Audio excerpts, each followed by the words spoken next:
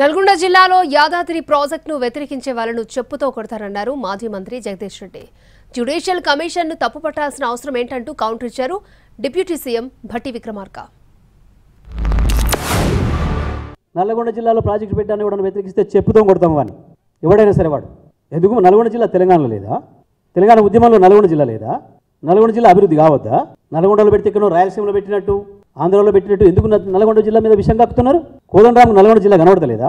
తెలంగాణ ఉద్యమంలో మీ అందరికంటే ఎక్కువ కొట్లాడింది మేము నల్గొండ జిల్లా ఉద్యమకారుల మీద ఎక్కువ కేసులు అయినాయి. ఆయన విద్యాశాఖ మంత్రిగా పనిచేసిన ఆయన ఆ పార్టీకి సంబంధించిన అడిగిన మేరకు గౌరవించి వేసాము. ఆ వేసింది కూడా మేము నియమించింది కాదు కదా, it is judicial enquiry.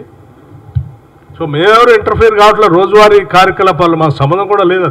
It is a transparent judicial enquiry. One has to respect that.